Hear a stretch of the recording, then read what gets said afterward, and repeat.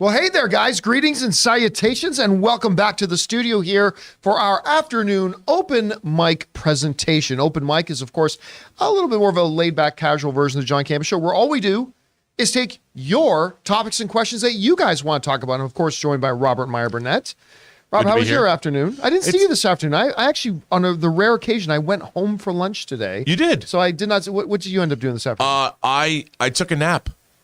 That's a I went and had lunch and took a nap. I fully advocate that course. So I'm raring to go, John. I'm bright-eyed and bushy-tailed.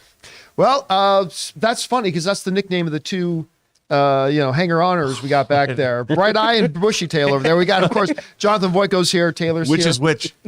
I'm not sure. I'll leave that up to you to decide. Which one is Bright Eyes, which one is Bushy Tail? I think bushy-tailed has to be Taylor. Oh. I don't know how I knew you were going to go that way. I don't know why. And, of course, Jonathan's bright-eyed. All right. Well, we are all bright-eyed and bushy-tailed. We're ready to take your questions, so let's not waste any time, guys. I will let you know that you can send in a question or a topic via Super Chats, but they're almost full already, so if you've got a topic or question for us here today, go ahead and fire that in fairly quickly. All right, let's get to it here. What do we got up first? Callum sends in a Super Chat and says, hey, guys, for movie commentary, can you have Rob do Star Trek 09? No. Would love to see him just rip the movie apart, laugh out loud, or have him watch Wrath of Khan. That would be a fun one, too, as it's amazing. Hey, I'd be happy to do Wrath of Khan. Yeah, Wrath of Khan could be fun. No, that's the thing. I mean, if we did Star Trek 09, it'd be interesting to give it a fair, balanced analysis.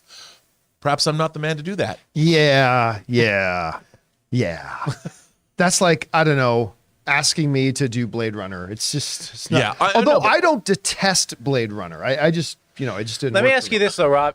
Take the Star Trek out of it, which seems odd. But is it a good movie if it was not Star Trek? Oh no. So it's not the first one. I have a whole treatise on it because you have a villain who's gone back in time and he's mad about something. Mad about you. He could solve his problem and fix what drives him mad. Revenge, yeah. He doesn't do that. Instead, he spends the time in the past. I mean, isn't there the Back to the Future equivalent on Romulus? Didn't he ever watch a time travel story growing up and be like, "Oh, I can solve my problems"? All right, so it doesn't work on any realm. The movie's actually great. I actually really like 09 a lot. Everybody, a lot of people do. Not everybody. I will say this: the cast is quite good. I really do like the casting in the movie. I thought Chris Pine made a great Kirk. He's just not written well. So the answer was yes, he's going to do that as soon as he's done with his Velma after show. Yeah. Well, I even like, what's his name is Bones. Oh, yeah, Carl Urban's Carl Urban's Bones. Yeah, I liked a lot of the casting. I liked Simon Pegg as Scotty. Zoe Saldana's great. They did a number of things really well. By the way, are we still connected? Are we streaming? Yeah, it looks good to me. All right, let's keep going then. What's next? Ethan Holgate says, as a diehard Last of Us fan, I can't believe the adaptation is so near out. I wish I could binge it, but the weekly release will make it last longer. So good. Listen, I'll tell you what, I'm so excited for this. And again, I'm so grateful that it is a weekly release because it means, forget that I run a YouTube channel and we get to talk about it on the show, but it literally means that we as fans get to week after week for a couple of months. We get to week after week talk about the show and break down. We're all going to be at the same place. Because if they dropped it all once, a couple of people binge the whole thing in one night. Meanwhile, a bunch of other people will watch it over the course of a week. Meanwhile, some other people will watch it over the course of 4 or 5 weeks. Yep. It's just not nearly as fun as a fandom. Like, that's one of the things that I really love about the weekly releases. We just get to break it down, talk about it, and all be on the same page for a couple of months. I think it's very exciting. I'm really excited about the fact that we seem to be getting something that is beautifully executed. Yeah. By really talented people. I'm really excited for that. It looks like it's going to be so satisfying. Yeah, I can't wait. I can't wait. All right, what's next?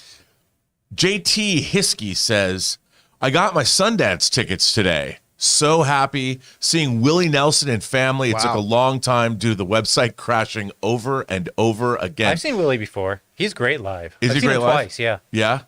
Have you been to Sundance ever? I have never been to Sundance. Me neither. I twice was offered to go when I was at AMC, but I was just too busy doing things at the office that I couldn't get away, so we sent other people. But I've never been to Sundance. I never have either. Really? I would have thought you would have I been know. there. I've never... there have been times when I had opportunities to go, but I wasn't involved with the movies that I would have gone to support. And I'd rather go if I had a movie there, but I've always wanted to go to Sundance. It's the biggest indie film festival in the world. Yeah, again, when I was at AMC, I just didn't think it was worth me going, so I let other people on the staff go. And so I never did, but someday I should go. I know. All right. One day we'll What's make a next? movie. You'll go. make a movie about our experience there. Suthius said, "Y'all, I'm not sure who I love more, Ming-Na Wen or Michelle Yeoh. Both are great actresses and awesome action stars, and both look amazing for their age. Well, they both look amazing. You don't have to put the for your age part in there. They both look amazing. Amazing. Period. I will slightly lean. I also love Ming-Na Wen a lot. I will lean a little bit more towards Michelle Yeoh. I don't know that now, while she is great, if I'm a producer, I'll put her in anything. But I don't think she's going to end up with like a bunch of Oscars on her mantle. Whereas Michelle Yeoh, she very well could get an Oscar. I mean, I think it's going to go to Cate Blanchett, but don't sleep on Michelle Yeoh at the Oscars this year. She could end up with one this year, and she could end up with 1, 2, or 3 more. So I'll lean towards Michelle Yeoh. I mean, Michelle Yeoh, if you're a fan of Chinese action cinema, has been working since the 80s. I mean, and people forget. I mean, she was a Bond girl 25 years ago. Yeah. She's amazing. I mean, I love Ming-Na Wen, but Michelle Yeoh has an incredibly long career. Hey, quick question. Whatever happened to Zhang Ziyi? Remember, she was also in Crouching Tiger. She Yep. was in Rush Hour 2. Good question. I mean, I thought she was going to be like a really, really big thing for a long time. I Yeah. don't know whatever happened to her. I don't need. We Froze on my end. frozen. Oh, okay. Let's just. Oh no, we're back. No, we're back. Okay. JT Hiskey says Avatar 2 is about to hit 2 billion. After proving all the haters wrong, what does this mean for the future of films going forward? Thank you. I don't know that it means anything for the future of films going forward any more than when somebody, like when some movie flops, like say, I don't know, Babylon doesn't do great. People say, oh, no one ever wants to see like dramatic auteur films ever again. It's like, okay, guys, let's pump the brakes. Or, Avatar: The Way of Water maybe gets to 2 billion and going, that's every movie now will make huge profit. I don't think it means anything for the future. Look, we all expected, well, obviously not everybody. Most people who were sane were expecting Avatar: The Way of Water to be a big hit. Now I didn't think it would get the $2 billion mark. Like I thought 1.5, 1.6, 1.7, but I mean, every day that passes, the chances of it getting that $2 billion mark grow more and more realistic all the time. It's going to crack the top 5. Yeah. But what does it mean for the movie industry as a whole? Not a lot, except that it might reinforce what some people always knew. The movie industry is still there, right? Like there's the pandemic, and we all said for the longest time, like we're still going to have at least another year feeling the effects of the pandemic, even if we're quote unquote out of it right now.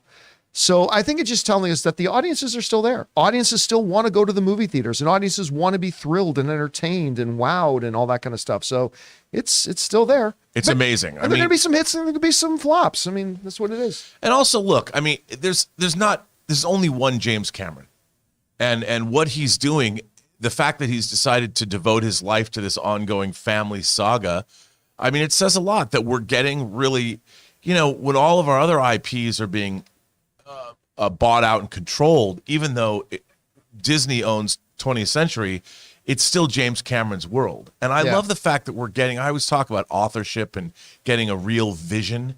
We're getting one man's vision. I mean, obviously he has thousands of people helping him, but it's cool that we have an industry that will still support this kind of epic filmmaking, and they're rewarded by getting the box that's the office. thing. I like it when I see studios, regardless of whether it's Universal or whatever, or Disney in this case, get rewarded for taking big swings and having vision. Yeah, and like when A24 picks up Everything Everywhere All at Once and it makes them $100 million, and then seeing the everybody get, I just love that.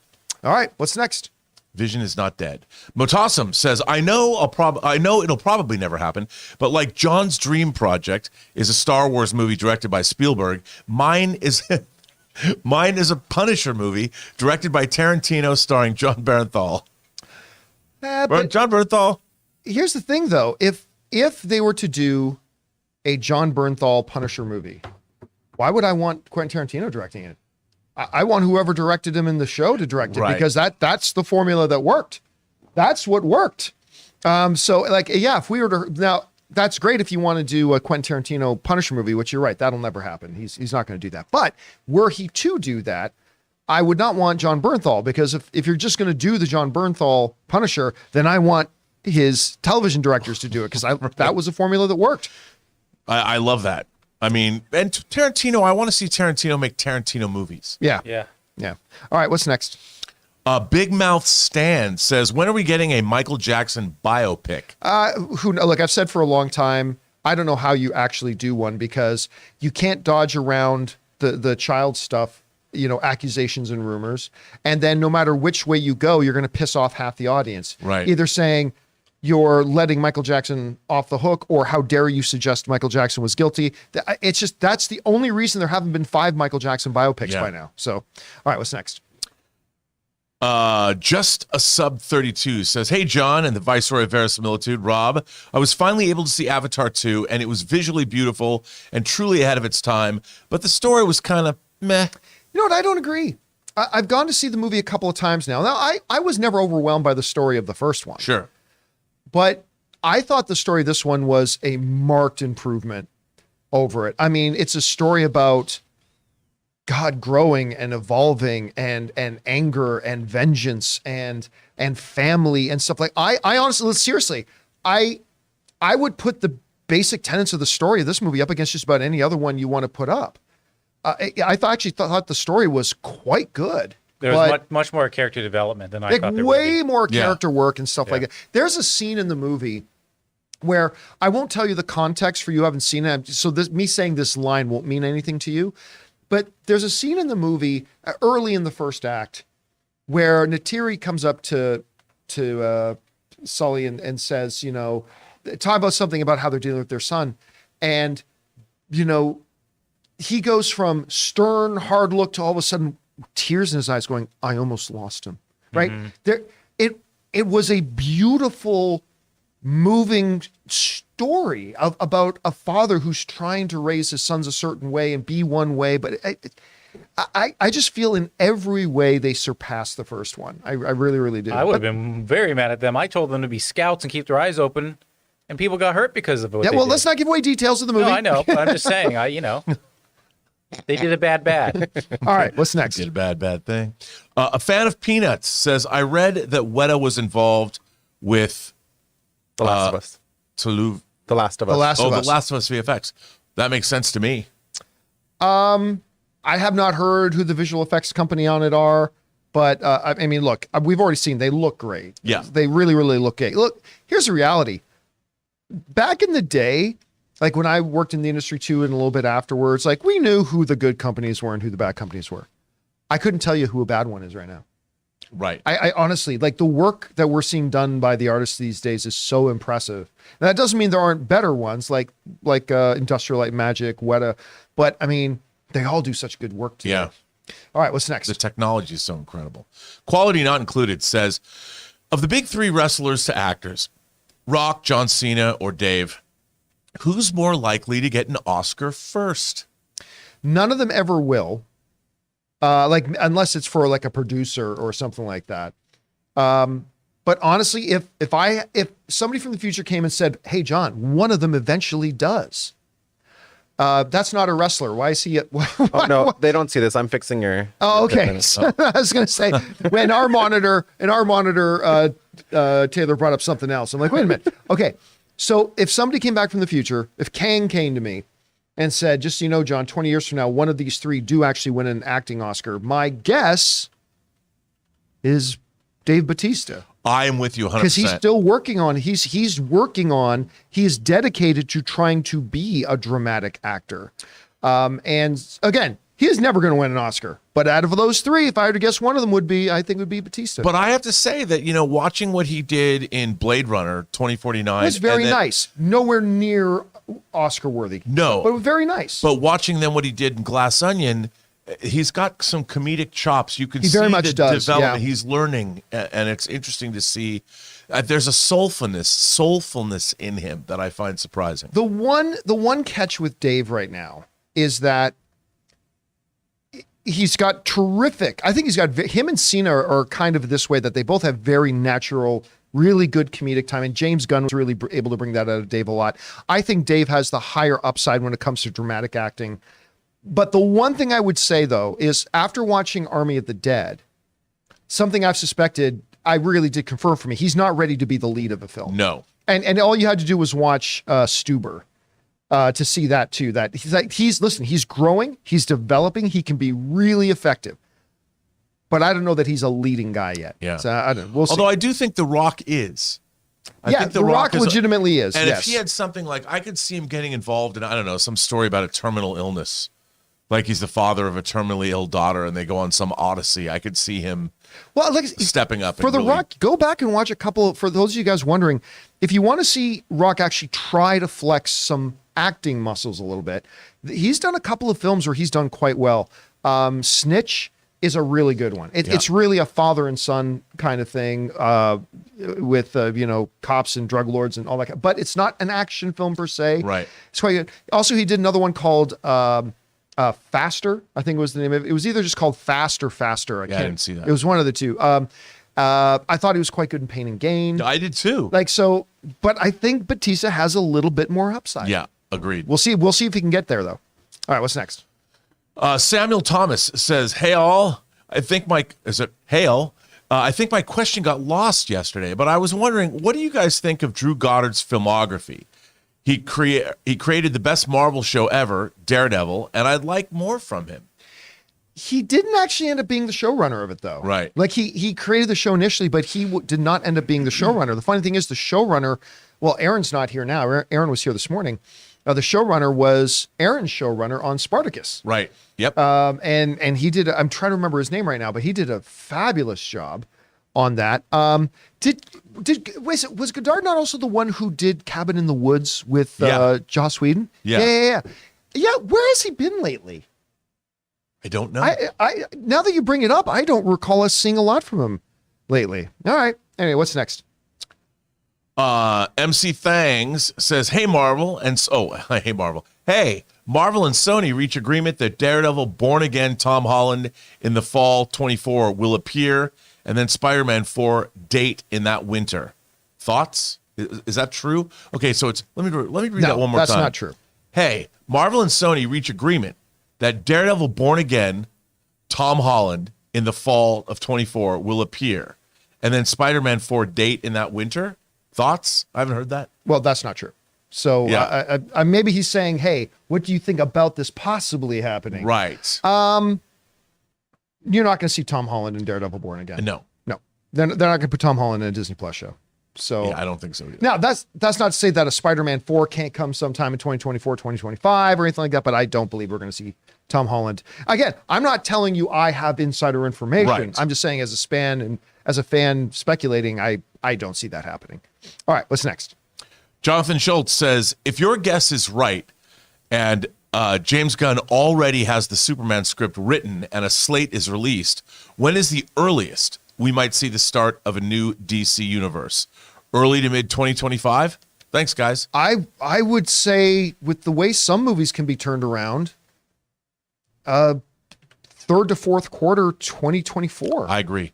But that's predicated on a couple of important things. Number one, that he does have a script already completed and finished. There's post or pre-production work going on behind the scenes. And then when they announce it, say, hey, we got, whether it's a Superman movie or a Batman movie or whatever, if it's going into production by, say, July? Yeah, third, fourth quarter, tight, but could be realistic. So I wouldn't doubt seeing something as early as late next year. And I think they probably have to, just from what the studio needs in terms of turnaround time. They're going to need product. They're going to need something to show for their work. Yeah. All right. So what's next? Justice Sub 32 says, "Hey John and Rob, the next games to play on Play and Chat, Elden Ring and Cuphead." Nah. Let the rage begin. First of all, Elden Ring, everybody has warned me off of Elden Ring. Everybody's warned me off of it. I usually love those games. I got bored with Elden Ring. Well, I had friends of mine who are diehard, die until I clear the level. But even they were coming to say it's so hard that it's very frustrating. That's what just a lot of people told me. So yeah. I'd be chucking controllers against walls. I'm guessing within the first 5 minutes. So yeah, and Cuphead just doesn't look interesting to me. It just looks a little too sporadic for me. Yeah, I haven't played it. I wouldn't mind giving it a run. Like, there's some games you could throw me on and you guys answer or something, and then it's like they could watch and you guys can you don't get distracted. I don't know. We could think about things like that, but I know what you mean. But I know I want to try since we got the new Breath of the Wild sequel coming out, I want to try Breath of the Wild. I've never played Zelda Breath of the Wild. I want to, maybe since Last of Us is coming out, maybe we should do a playthrough on open mics of Last of Us. Yeah. If you want me to play that one, I've played that through 3 times. Okay, see, I've never played it. I've just watched it. So, all right, what's next? CJ Rebirth says, still waiting for Real Steel 2 and Crazy Rich Asians 2. Well, I mean, listen, I am waiting for what is happening with Crazy Rich Asians 2. We knew they were moving ahead with it, but I haven't heard any news. I really about like it that at all. movie. I loved it. I thought it was so charming and so fun, way better. And it was directed by the guy who did like Justin Bieber, Never Stop Believing, or whatever it was called. Believing. I mean, but it was fantastic. Yeah, I really liked it. I love that movie. I want to see another one. And Gemma Chan. All right, what's next? The Everything Entertainment Network sends in a super chat and says, everyone's been asking about Shrek 5. Universal announced it in 2021 with Illumination's Chris Melandri producing, and he confirmed the script was being worked on the Minions 2 red carpet. Having a script being worked on is a far cry from a project going into production. Just, for every project that ends up becoming a movie, there were 50 that got written and then never made it any further than that. Now, I personally believe there is going to be a Shrek 5, and I'm all for it. But I have not seen anything that we can go, yep, okay, we can now mark that one off. We got a Shrek. We're not there yet, but hopefully we'll get there soon. All right, what's next? Hoopsuni says, someone on the main show asked what you bring back in time. I do The Irishman, so everybody would be asking how they make everyone look so old. I get it. Yeah, because if you went back then, they were, no. All right, what's next? I mean, they weren't that young in the 80s anyway, compared to the 70s. Well, yeah. I mean, go back, yeah. When was Taxi Driver? That was 76. 76. 77, 76, yeah. All right, what's next? The Everything Entertainment Network says, WB still hold the Pokemon rights? If so, I could see them jumping on giving it a second chance if Mario Brothers proves successful. I can't. They have gone to the well with Pokemon a couple times. And the reality is, like, the Detective Pikachu movie didn't do great. And I mean, while it was better than I thought it would be, it wasn't really all that good. Is that Justice Smith? That's Justice Smith, Yes. right? Yeah. Did you see the trailer that dropped today for the new John? It's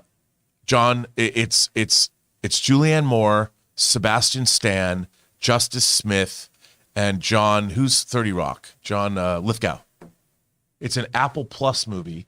It looks great. It looks like some.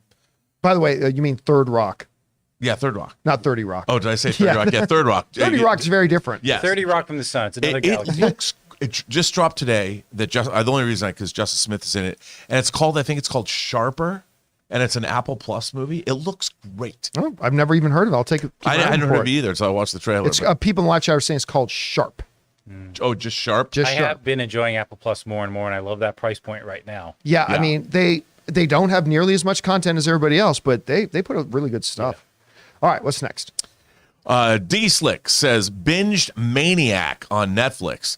This is a show everybody needs to watch. Jonah Hill has chops, and his range in the show is incredible, and I loved Emma Stone in it as well. We need more Jonah Hill in movies and TV. Wait, is this the one he did a couple of years ago? Okay, yeah. I was gonna say what it's That one. Carrie Fukunaga did.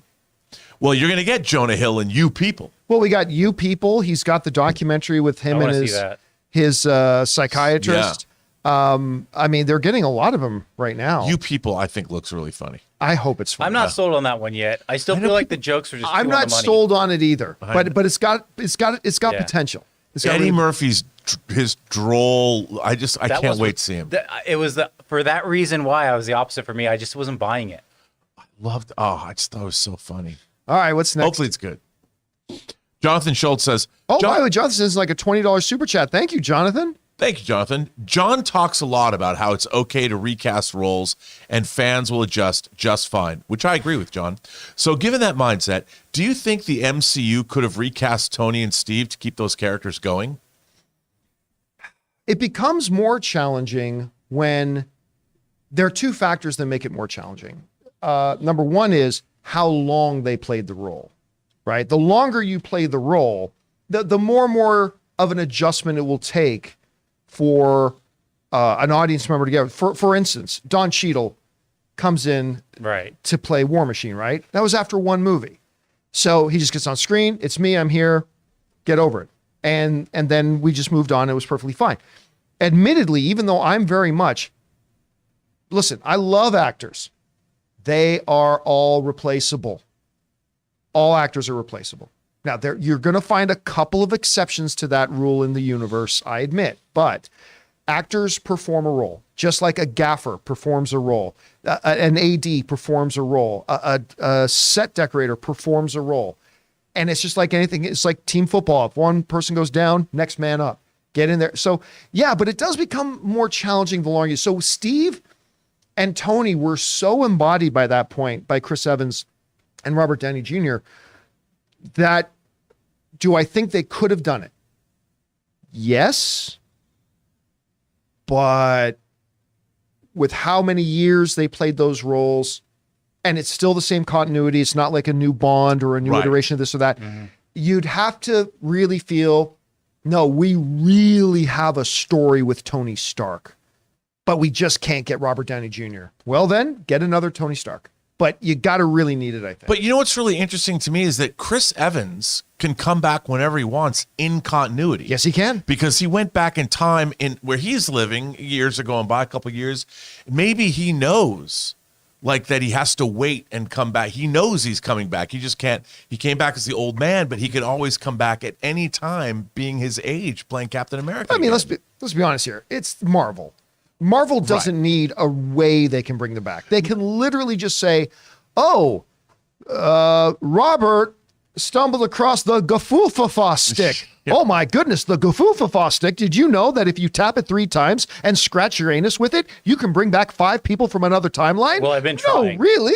Like, I mean, that's what Marvel will do. That's all they need to do. They don't even need to say, oh, we set up a story way to, they'll just come up with some excuse to do it and they'll bring it back. But to lose both of them, they're the leads of the franchises too at the same time. You could do it, but just at the same time would be a big hit. But that was the second point, that you have 2 of them at the same time happening and they're the faces of the franchise. Yeah. It would be a challenging one. It would be I hard. think so too. All right, what's next? CJ Rebirth says, the day I graced your village was the most important day of your life, but for me, it was Tuesday. Huge props to Raul Julia doing that movie for his kids. Was that Street Fighter? It was. I was about to say that sounded like Street. Okay, that's why we had the Yeah. Street Fighter image ready to go. Oh, Raul Julia. Oh man, How long ago did he pass away? Like, it wasn't terribly long after. No, it was like, 15, 20 years ago. Yeah, so it wasn't long after. Yeah. All right, what's next? Parker says, do you think the MCU in Phase 5 might become a little too confusing to the casual moviegoer in terms of interconnectedness and multiversal aspects? We're already there. Yeah. I mean, that's not even a question. We already know for a fact it's already there. When you say some people, we've had questions of people writing in saying, wait a minute, and I get them all the time for things we don't pick for the show, but wait a minute, I don't get it. This is happening. We're already there. Now, it's not happening at a critical level yet at all, and it'll all depend on how well they navigate it moving forward. But yeah, we've never had in the first 3 phases, we never had people writing saying, I don't get this. What's going on? In Phase 4, we've been seeing more and more people do that. So yeah, it's already kind of happening. They not that they can't get out of it though. They can navigate their way around it, but Sure. they better be careful because they're already kind of there. All right, what's next? JT Hiskey says, what are your thoughts on the upcoming open world Pandora Avatar video game, Avatar Frontiers of Pandora? I'm more excited for the Dune one. Have you seen the teaser for that? The Yep. Dune one is the one I'm more excited about. But hey, listen, I love open world games. I love open world games. So if you can take us into Pandora to do that, or if you want to take us to Arrakis to do that, or you want to take us to Hogwarts to do that, or you want to take us into a galaxy far, far away, or you want to take us, to Ogremire or whatever, I'm all for it. I'm totally all for it. I love the fact that I'm sure as a player you have to bond with your flying Probably. dragon. Yeah, you and- probably run around and tassel yourself to a Yeah. whole bunch of things. It'd be great. Yeah. All right. I'm always a little, we talk about how video game movies don't do great. Oftentimes, games based on movies don't do great. So it's hard to You say. can go both ways. Look at E.T. All right, what's next? Greet Pack 9 says, guys, I'm super happy. My first acting gig got a release date. Oh, wow. The Hill. Dennis Quaid, August 18th. You guys have been so much of an inspiration for me. Thank you. Dreams do come true. Please check out the film. Well, I'll tell you what. I'm not going to lie to you. I'm not going to be facetious. I haven't heard of this project, but to be pursuing acting and get to be in a movie with Dennis Quaid, that's pretty baller, Amazing. man. That's pretty good. Congratulations to you. And I will keep my eyes open for it. I'll take a look for it. Very cool. All right, what's next? Jonathan Schultz says, do you think a way to continue the indie franchise would be to do a Disney Plus show, something like a revamped version of the Young Indie Chronicles? No. I'll be honest with you. I have zero interest of an Indiana Jones series. I want Indiana Jones on the big screen. I agree. And I don't care what any of them say. There's going to be more Indiana Jones. There will be more Indiana Jones without Harrison Ford. They won't do one next year or the year after, but they will reboot and restart the thing again because we all want to see Indy fighting Nazis. At least I do. I do too. And it'll happen. And they should do it. They should give it a shot. Agreed. All right, what's next? Frank Sanders says, D&D OGL Open game license, yeah. Open game license debacle is a lot bigger than you think. It might hurt the movie. I really don't think it will. Everybody thinks, and by the way, I asked people, listen, I am not really well read on this issue. Please send me some stuff. Had some people send me some great material that I was able to read through. Very informative stuff. But it's not going to have, listen to me. The D&D community that I love makes up maybe 5% of the people that are going to go see this movie. Mm-hmm. Right. I'm sorry. That's a fact. And if it's not 5% of the people going to see this movie, They're screwed. then they're screwed. Like if they're counting on the D&D community to make up 50% of the box office of this movie, then they're already dead. Yeah. They're already dead. Then they're only going to make like $20-30 million. So the reality is, no, the average film goer who's never, and let's face it, this 95% of the average film goer who's never played a game of D&D, is not plugged into the D&D community, doesn't care about the D&D community, but our average people are going to go into the movies. They don't care about this. I'm not saying they shouldn't care. I'm just saying they don't. And therefore, I don't think you're going to see much impact on the movie. You know, like you, yesterday especially, a lot of people, and thank you out there, sent me some really great, compelling reading. There was one guy who sent me a really long, very well-researched, extensive article about this. But at the end of the day, no, that's different than that. But at the end of the day, it still comes down to the fact that, okay, they're changing the license, but people can still make stuff and make up to $750,000. Yeah, I read not through a lot of the good stuff, and of course, everybody who sent me stuff was sending me stuff made by people who are very heavily on one side. Yes. I did have somebody send me one thing about a very good counter. Look, I'm not ready to proclaim what side I'm on. I think a little bit more is being made of it than it should. But then again, like I said, I'm not involved in this, so I'm speaking as an outsider. But as a film pundit, Right. as a film pundit, this isn't going to affect the movie very much. No. No. I mean, listen, if this movie comes out and bombs, newsflash, it was going to bomb regardless. If it's going to do well, it's still going to do well regardless of this little controversy. Again, because it's like saying this. Let's say they made a Sideshow collectible movie about hot toys. And it was kind of like Toy Soldiers where they come to life and form a whatever. If you think the number of people who actually own hot toys are the only people going to be owning the movie, Right. or that them not going to go see this movie would really affect it all that much, it's really not. So I don't know. We'll see. It sounds cynical, but the majority of people, they don't know about this lawsuit. What they know is Chris Pine has a movie coming out. Yeah, look, if everybody who knew about this OGL thing and is upset about this OGL thing, if every single one of them, for their own reasons, decided, I'm not going to go see that D&D movie, it's going to have about a 3% difference on the movie. So, yeah, that's what it is. All right, what's next? Chrome 235 says, I read the new Titanic trailer description that it's being updated for 4K, HDR, 3D, and high frame rate. Is this really necessary, Cameron? The 3D re-release from 2012 looked amazing as is. I mean, it did, but look, no thing that any movie ever does is necessary. Let's be very clear about that. No movie in history ever needed to be made. No movie in history that was 3D needed to be 3D. No movie. So is it necessary? No. But if you're going to re-release it, like when Endgame and Marvel was pulling their little stunts, about, hey, you know how we just had that movie in theaters 8 months ago? Why do you come back and pay to see it again? Because we're going to put 3 extra minutes in it, They're right? standing in an elevator. Of them standing, 3 extra minutes of them standing in the elevator. But that's what these re-releases do. They need to find a way that says, we're re-releasing, but also you're going to get it in a way you've never seen it before, right? So Marvel does it. Everybody does it. So, I mean, really, is it necessary to do it? But is it necessary to not? I mean, so why not give it? Well, make it used to something be different. studios before the home video era used to re-release their movies all the time. Like Gone with the Wind would get released, every couple of years. Animated They had films. to. Yeah, they had to. Absolutely. That's how I saw the Disney cartoons as a kid. That's the only way you could see movies. Yeah. A lot of them weren't on. There was not on television. All right, guys, we are going to keep going here and taking more of your questions. But before we do, we're going to take just a quick break here and thank the sponsor of our video here today. I have never slept better than on my Helix mattress.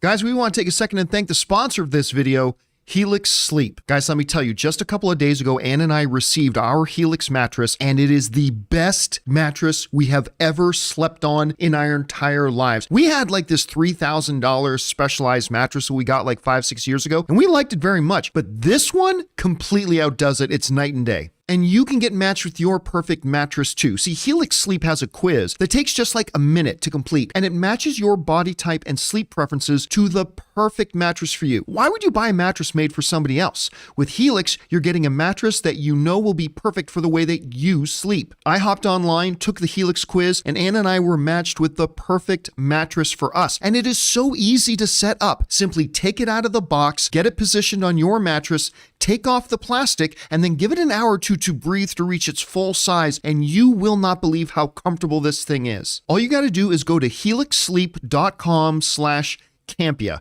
Take their 60-second sleep quiz, and they'll match you to a customized mattress that will give you the best sleep of your life. And it's risk-free. They have a 10-year warranty, and you get to try it out for 100 nights. They'll even pick it up for you if you don't love it, but you will. Helix even has financing options and flexible payment plans, so a great night's sleep is never far away. And here's the best part. Helix is offering up to $200 off of all mattress orders and 2 free pillows for our listeners at helixsleep.com/Campea. And thank you to our friends at Helix for sponsoring this episode of the John Campea Show and giving me the best sleep of my life. Guys, I highly, highly, highly recommend you check out Helix. Check the link down below in the description. All right.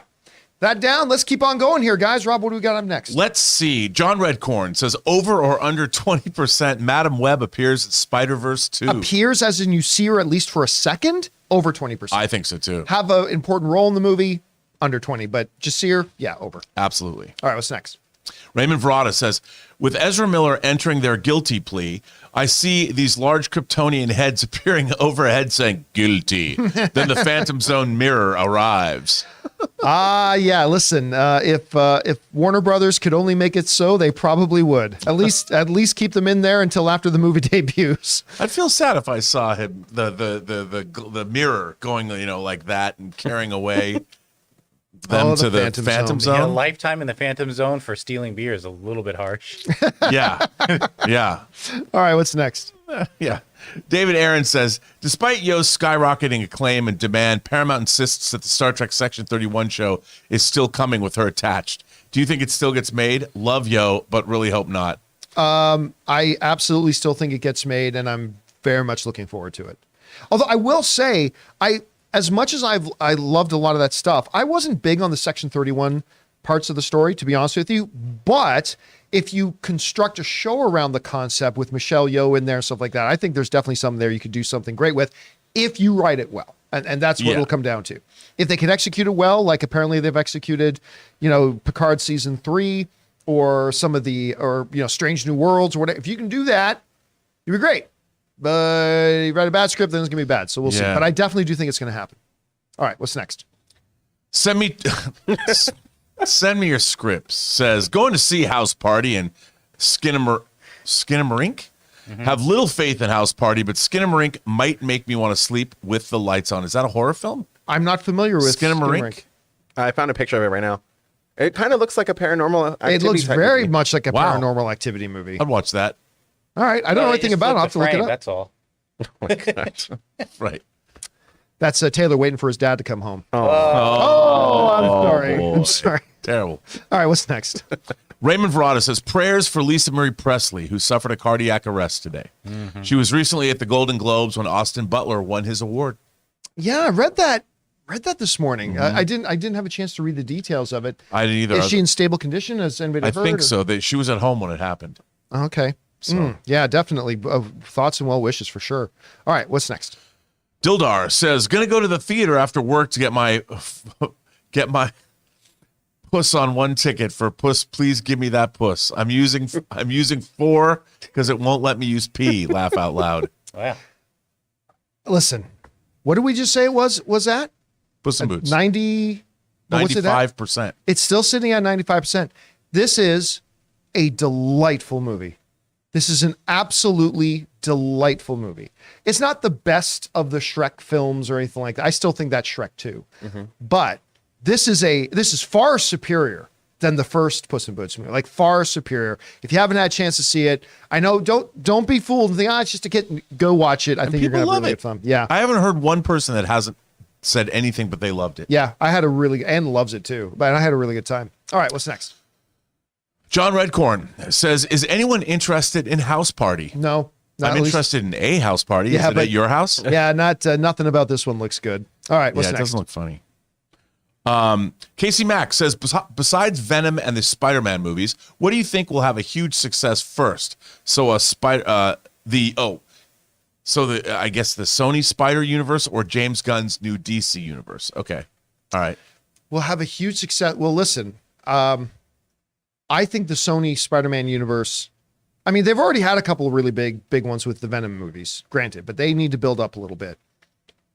Look, even if Kraven the Hunter is fantastic, even if it's and we don't know that it will be, but even if it is, and it's incredible, it ain't going to make as much money as the next Superman movie that James Gunn does.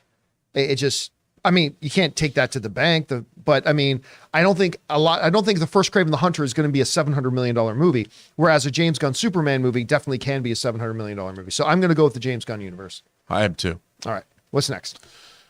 Paulie Derwin says, do you think Dune Part 2 will make more money than Avatar The Way of Water at the domestic or worldwide box office? No. No. It's not going to come close. No. It's just not as, I mean, it's far more heady sci-fi and all that kind of stuff. It's going to be a hit. It's definitely going to be a hit, but it's not going to come close to it. And I think it's going to do better at the box office than Dune 1 did. Yes. Absolutely will. Hoser Mates says, Willow finale was amazing. We getting season 2 and 3? We haven't watched season 1. I tapped out after episode 3. I wanted to like it. I wasn't interested in it at first, but then the trailers got me curious. Checked it out. I didn't hate the first episode, but then I just realized this show really isn't doing anything, and it's meandering. And so I tapped out of it after 3 episodes. So I cannot tell you whether or not it'll get a season. I do know this. I don't know anybody watching it. Right. Now, just because I don't know anybody watching it doesn't mean there's not a hell of a lot of people watching it. I'm just saying I don't personally know anybody watching it. So maybe I'll dive back in. People. It's funny because when it first started, people were like, but now that it's got to the end, I keep hearing people say, if you stick with it. This is the first I've heard somebody say that they really liked it. So look, if I get enough people telling me, because remember when Legion first came out, I watched the first 2 episodes and I'm like, this sucks. And I dove off of it. But then the show kept going and a bunch of people started saying, you know what? And Schnepp even said, I think you might want to jump back onto it. And I'm really glad that I did. I came back to it and I was like, wow, this really does pick up. And maybe this one does it too. If I have enough people tell me, I'll check it out again. But unless I have a lot of people telling me it's really good, I probably won't. All right, what's next? K Myers 016 says, have you seen Alice in Borderland? Oh, I have. I really enjoyed the Netflix foreign shows with Dark, same creators, 1899, being one of my favorite TV shows ever. I love the first season of Alice in Borderland. It was nuts. I never saw it. It's worth watching. It's really crazy. And, these people wake up in a deserted Tokyo and they have to play these games and it kind of goes from there. It's really interesting. I heard the second season dropped. Yeah, the second season just came out, I think, during our winter break. Oh, okay. I'd love to see that then. It's really cool. Great All right. effects too. What's next? Fangblaze71 says Thor 2 is mostly agreed upon as the worst MCU project. Would you guys agree? Personally, I don't mind it. All the Loki scenes are pretty good. Listen, Thor 2 absolutely has some redeeming qualities. I think so, And too. 100% it does. But I would concur. Well, I don't know. I might have Hawkeye or She-Hulk as the worst MCU projects. But, I mean, traditionally, it's been Iron Man 2 and Thor 2. Have kind of the general consensus for a long time has been those two have been the weakest for the longest time. Today, now we've got some Disney Plus shows to compare it to. I mean, you could also throw Thor: Love and Thunder in there, but the audience and the critic score on it, actually, where is that right now? If I went and looked it up, Thor: Love and Thunder, Rotten Tomatoes. What is it at right now? I'm more curious about the audience rating, but I mean, there it is. So the critic rating is 63, but the audience rating is 77. So I don't know, but so yeah, for the longest time those, but I would throw She-Hulk in there now in that discussion as well. I would personally put Hawkeye in there in the discussion as well. But yeah, you're never going to be far off by having Thor 2 in that discussion. It's true. But you know what? Iron Man 2 has gotten, I think, better with age. Think so? Because there was a lot of criticism that, it's just setting up the rest of the universe. I never minded that part. I just didn't. I thought the villain was terrible. It works. I think it works better now because it has more connections to what came after. And despite the fact that I love, why am I freezing on Justin Hammer's name? Moon Boy. Why am I won an Academy Award for 3 billboards? Sam Rockwell. Yeah, Sam Rockwell. Thank you. Guy Fleegman from Galaxy Quest. Yeah, Rockwell wasn't great in it. I mean, It's true. He was too over the top. It was way too over the top. It's like I don't believe for a second that this guy has the intelligence to design the stuff that I understand it was supposed to be inferior to Stark's tech, but it was still super advanced, impressive stuff. I'm like, this guy is an idiot. I don't believe for a second that he designed any of this stuff, but I don't know. It is what it is. That's a good point. All right, what's next? A fan of Peanuts says, speaking of The Last of Us series coming Sunday, I'm over the moon stoked. The Last of Us is one of my favorite games of all time. Most anticipated TV show of 2023 over Mando. I'm trying to think of what other show I'd be more excited about. This might be my most anticipated show of 2023. You know who saw this? You were asking me about Gotham Geek Girl. She went to she went to a Last of Us right, she screening, did. and she posted today on Instagram how much she loved the show and what it meant to her, and she's played every iteration of the game, and she said it was incredible. Yeah, guys, follow Gotham Geek Girl on Instagram. She does most of her stuff on Instagram. All right, what's next? A fan of Peanuts says, 1 season length for the first The Last of Us game seems right for the adaptation. Part 2 of The Last of Us is a lot longer. It'll need 2 seasons minimum, I think. No, it doesn't. Like the work of adaptation. I mean, look, I get it. To be quite frank with you, most of it could be done in a movie. Like a good solid 3-hour movie, but you can definitely do it comfortably in a season. You can very well do it very, very comfortable in a season. So I think they'll be just fine. Less filler, more killer. I think they're going to, by the way, we don't know what the plan is. No. We don't know. Like for all we know, the first season is going to be the first half of the first game.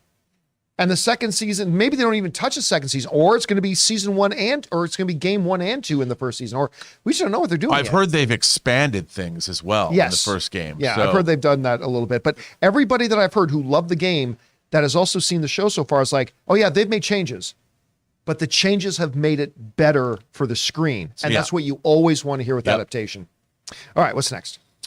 Amin says, if and when we get a Last of Us Season 2, how would that work with Bella Ramsey's age since the second game takes place 5 years after, and we will definitely need an older Ellie?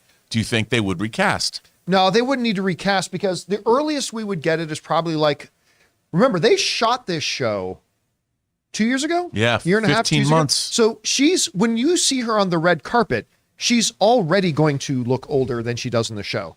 Then we're probably a good whatever away from them shooting the next. So by the time they shoot it, she'll probably be 2 to 3 to 3.5 years older anyway. And just like in a lot of movies, they can make actors look a little bit younger. It's way easier to make actors look a little bit older. So I don't even think they're going to need to do anything. But if they did, they'll just age her up a little bit. Plus, she's also at that age where people, she's going to look older as each year passes by. Yeah, she's going to look significantly different. She's in that age phase right now where every year explosive growth. Yeah. All right, what's next? Fangblaze71 says, breaking news. James Cameron set the entire set of Avatar 3 on fire and made fireproof cameras for the most realistic looking movie possible. Just kidding, laugh But out you wouldn't loud. put it by him. That is, well, listen, you've got Christopher Nolan recreating nuclear explosions. So I wouldn't put it past these guys to try anything. You got Tom Cruise thinks, no, we can't just go to a soundstage and shoot space. We got to go to space. So I wouldn't put it past James Cameron to make fireproof cameras and actually shoot in fire. Wouldn't put it by him at all. All right, what's next? Ryan Hughes says, one of two. My wife and I had our first child 6 months ago. Congratulations. And until you have your own child, I don't think anybody really understands how horrible it is to imagine your child being groomed by an adult. I have no I have my doubt. own kids. Is he implying like we don't get it? What's that? I have my own kids. Is he implying we don't No, get no. it? No, what's he's implying is like if you don't have kids that you look after, you don't understand just how horrifying the thought is. Yeah. And I completely agree. I can imagine, I can vaguely imagine, but truly get the horror of finding out that some adult is taking advantage of your child. Yeah. Like that. Yeah. Like, here's the funny thing. Like I've talked about this a little bit before. Like Canadians are talked about. We're the nice people. We're nice and polite and all that kind of stuff. But Canadian neighborhoods, they take care of themselves. Yeah. They all carry hockey sticks. Yeah, I mean, we do. And like, I just still remember there was, I'm not going to go into details, but there was something that happened that one of the neighbors did something that shouldn't have been done. And I'm not advocating vigilante justice by any stretch of the imagination, but the neighborhood took care of it. It's just like, I can't imagine that. That's why, like I have 2 younger sisters, right? And I like some people like who cares about Chris Brown anyway? Like Chris Brown, like when I said, yeah, you F any studio that puts Chris Brown in a movie. I have no patience for men that lay hands on women. No patience for it at all. But part of the reason for that is because I have 2 younger sisters. And I don't even have daughters. I have sisters. And the thought of somebody laying a hand on my sister, and you think I'm bad, my brother, not a lot of you guys know I have a brother. If you think I'm bad, and I'm bad. And you're Italian. Yeah, that's the thing. I saw The Godfather. Yeah, it did. No. Like sister comes home, got a bruise. Somebody's not showing up at work the next day. So I can't even imagine what a parent feels like. That's just me as a sibling. I can't imagine. It would be horrifying. Anyway, There was something else to that. Yeah, I found a part 2 to it. Oh, you found part 2, regardless of their mental health. So if even 5% of the story regarding Ezra Miller's alleged child grooming is true, then I have no empathy for that person at all. What does that mean, though? If he only groomed 5%?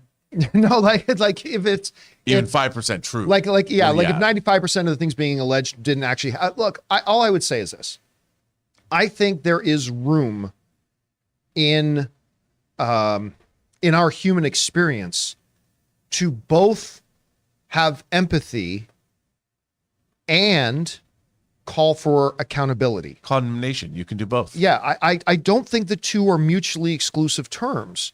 I think, like, look, how many times do we see the story of somebody who was raised by an abusive parent becomes an abuser themselves? I can have empathy for that person being raised and that just being shown that's what life is like. This is what you do. And yet still demand that there be accountability for their own actions. I don't think it's an either or. I think it's a both and. Anyway, that's just me. All right, what's next? Mighty Tank 1 says, I can neither confirm nor deny that I listened to the Who's the Batman for workout today. It's the best Lego movie. I don't remember the song.